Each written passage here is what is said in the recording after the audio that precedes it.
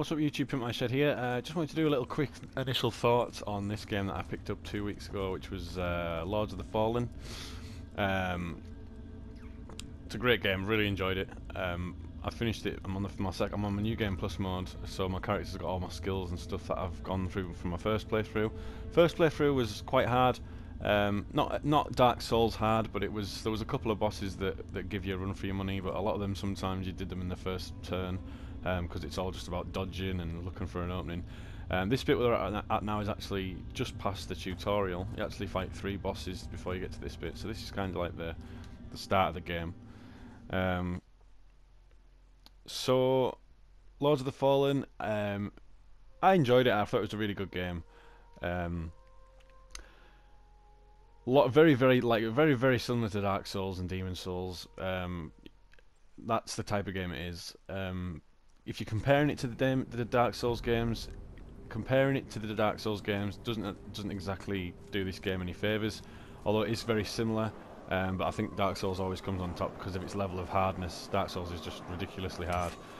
This game has got some good things though. I mean, I enjoyed it. I thought the story isn't really there. You play as this guy called Harkin, and he's like a convict who you wake up.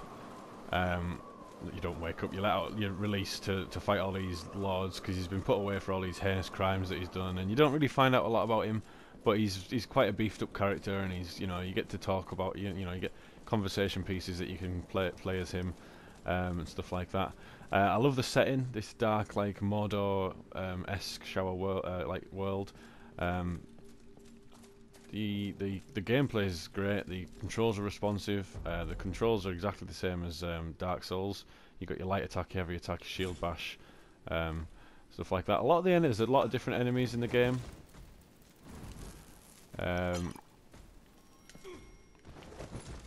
Oh shit, we've just fallen. So you've got all these different spells that you can do, and the one I use the most is stab.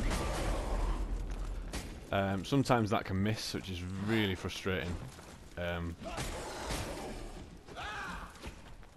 Because when it misses, you've got to let it charge up and stuff like that, which is very frustrating, especially if you're doing a boss battle.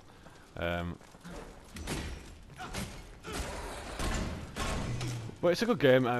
You've got you got your potions. It's very similar to Dark Souls. So if you do play Dark Souls, you'll have no problem getting used to this game at all.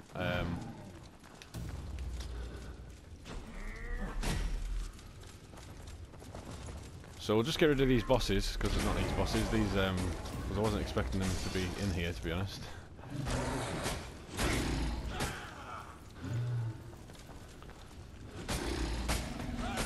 So we'll just clear this out.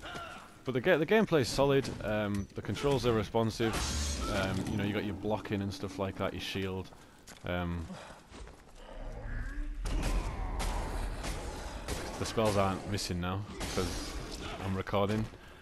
But that's the kind of style of the gameplay. I was just dodging about. I wasn't really dodging about there, but usually I'd be dodging about because my character's quite tough. But yeah, if you've played a Dark Souls game and you enjoy it, if you enjoy them type of games, are definitely worth picking this up. I know it did okay in reviews. It just got like an average score. I'd say maybe that's a little bit unfair. I'd say it's a little bit above average. I'd say there's a lot of time and effort that's gone into this. There's a lot of things that have been thought about. Like the weight bar, excuse me, you've got a weight bar there, and you can carry as many stuff as you want, and like I said, there's loads of weapons, loads of different swords that you can equip, but when you carry stuff on your person, you've got a weight bar. The heavier your weight bar, obviously, the less you can carry.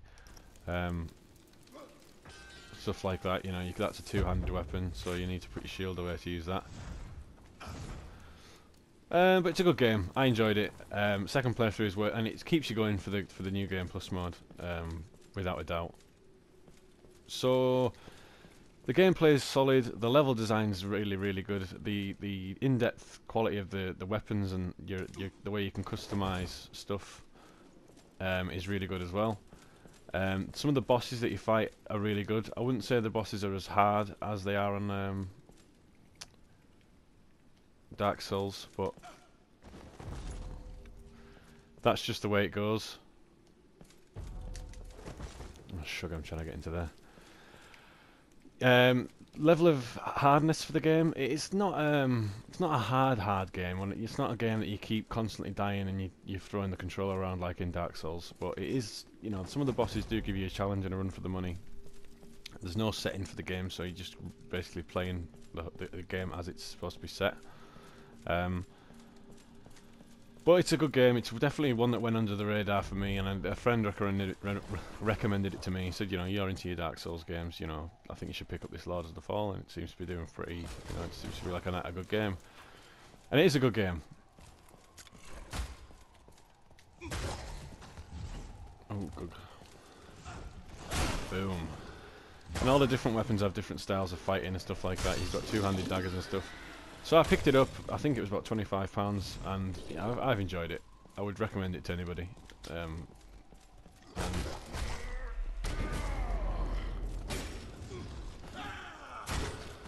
But I've enjoyed it. The story, there isn't really a story, like I say. It's just kind of this guy that gets let out of prison. You don't really find out anything about your lead character. I know there's some DLC out for it as well. I was planning to get. But it's a really, really good game. It's I think it's made by a Polish company, but I enjoyed it. I think the graphics are good. The gameplay's there, like I say. There's it's quite. Is it a long game? It's kind of a long game, I suppose. But you've got your New Game Plus mode as well, which keeps you going. Boom, boom, boom, boom. Yeah, you got your leveling up system, which you can level up your special abilities and your spells and stuff. Potions. What else have we got here? You've got the all this stuff here. You've got loads of different types of armor you can have. There's different abilities you can have. You've got like a mace that you can use, which is like a cannon. You can fire stuff.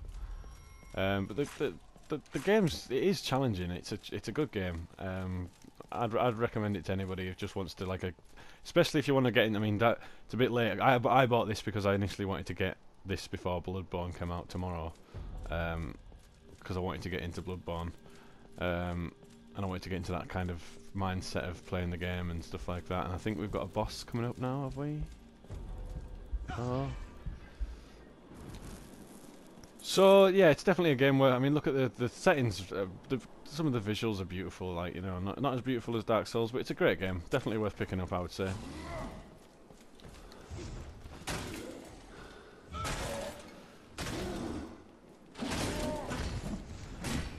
Oof.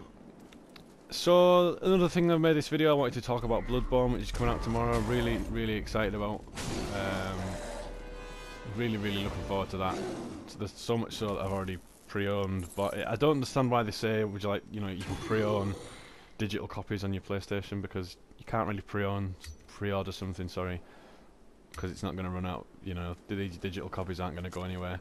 But anyway, I pre-ordered the digital copy of Bloodborne, and it's downloaded to my console now, and it's got the timer on it that tells me when I can play it, and it's like a day and 22 hours. So Thursday at midnight I'll be playing that. Actually like the look of Bloodborne. Like I said, big fan of Dark Souls games, that art style, and this game just, it's PlayStation exclusive. The game, it looks like a Victorian Jack the Ripper kind of medieval Victorian city setting, which is like, looks really dark and gritty and like kind of noir, and it just looks like a good game. It looks amazing. It's been scoring really well in the reviews, so just gonna have to see what it's like, but I guarantee, you know, anything with the Dark Souls name put onto it. A lot of people are saying that it's like an unofficial Dark Souls 3, but there eventually will be a Dark Souls 3, but they're saying that it might as well be Dark Souls, like it's so similar. You can't have any shields in the new Bloodborne game. I know that was like something that the developers said, that, you know, the easy way to play Dark Souls is to use a shield, and dodge around and wait for an opening and stuff like that. This one, there isn't any shields. I think there's one, and it's like a wooden one that you get at the start of the level, and there's like a message on it when you equip it, and it says it's basically shit. I think that was something the developers put in because they wanted them to know that, you know, it's a harder game. They've said it's a harder game. You've got to do a lot of dodging, there's a new fast dodge you can do. There's like a roll you can do and then a fast dodge in Bloodborne, and I just can't wait to play it because I like games that are real. I think a lot of games these days are very, very easy, and this one is just going to be so hard. And there's even a new game plus mode as well, which I know about, and the developers have even said that they're having trouble finishing the new game plus mode. One of the things that I was worried about with Bloodborne, and you should never listen to the rumour or hearsay until you actually get the facts. There was some guys that I play online with, and one of them was telling me that the way that they're doing the way they're doing cooperative in Bloodborne is that it's 4-player cooperative and you can just join anytime you want. So I was like, right, well that's a bit crap, because that's not the way I'd want to play Bloodborne. You know, I like to play the Dark Souls games, like really get into them.